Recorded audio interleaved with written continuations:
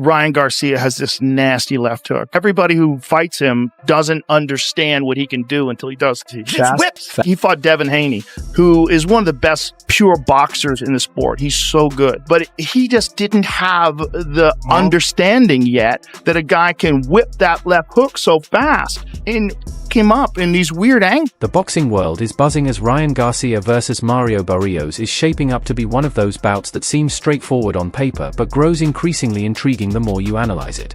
And whenever this matchup comes up, one name keeps popping up: Joe Rogan. Not because he's picking sides, but due to how consistently he breaks down fighters like Ryan Garcia. And is the guy I want to see. I want to see a mentally well-adjusted, locked in, to fighting Ryan Garcia, and he looks to be that way ahead of this WBC title fight versus Mario Barrios. I'm not trying to count out Barrios at all. It's just Ryan is the A side here, even though Barrios is the champion. And I think that's because Barrios is probably the most available champion in the world in the sport of boxing right now. I'll just say it. So I'm excited for this fight. It goes down February 21st. They're calling it the Ring High Stakes, and the press conference once again showed me old Ryan is back. The mind games are here, but I do have one question. Just like I had the question for the Devin Haney fight, I was proven wrong, but this time maybe I'm proven right. Is Ryan taking Barrios as serious as he needs to, and this title opportunity as serious as it needs to be? Because he really shouldn't be fighting for a world championship, yet here it is on his doorstep. I think that it should be an entertaining fight, depending on which Ryan Garcia shows up, because you never know which one's going to be in the ring on that night. And Barrios is a very, very good fighter as well. So I think that it has potential to be a great fight, but you never know. What do you think that Barrios does well that people underestimate? Well, Barrios is a very good fighter, smart, good boxer, and he got decent punching power too. So I mean, he has a great chance of winning. So if Barrios does win, what's the path to victory? Well, if Barrios wins, I mean, there's other big names. I mean, there's a lot of big names out there right now with a lot of these young fighters, and so, I mean, to continue on this path by continuing to fight bigger names. If Ryan wins, though, what would be the reason? Would you say speed, power, timing, or IQ? I think speed, power. Ryan's a great fighter when he seems to be all together. Joe Rogan has often stated that Ryan Garcia is one of the most explosive athletes in combat sports. His speed, reflexes, and the uncanny ability to land shots before opponents even realize the danger are remarkable. That lightning-fast left hook isn't just flashy, it's a legitimate fight-altering weapon. But Rogan also points out the other side of the Ryan Garcia debate: his defense, his composure under pressure, and how he handles opponents who stay calm, don't rush, and are willing to face the storm.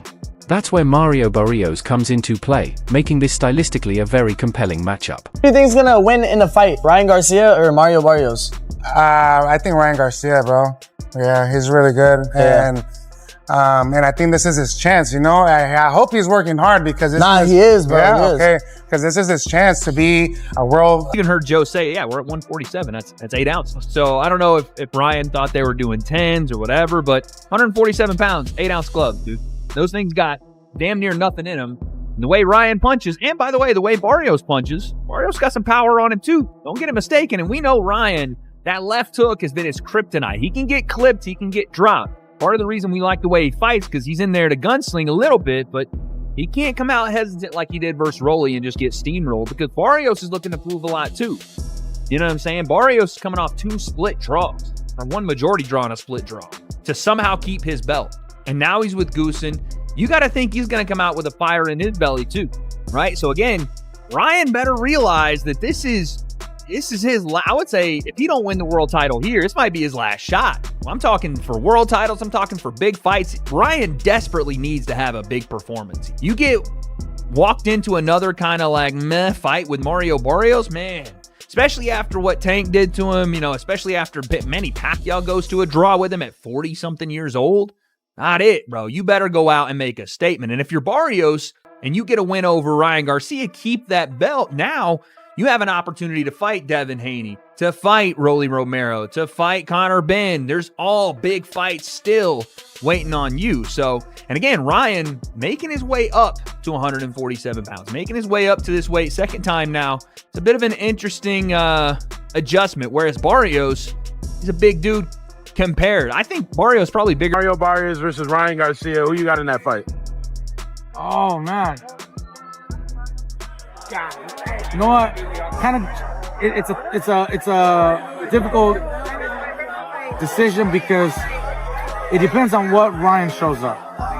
If the explosive, fast, and strong Ryan shows up, he's got a really good chance. He's got it. He's a champion. However, if Barrios got the belt, Mario Barrios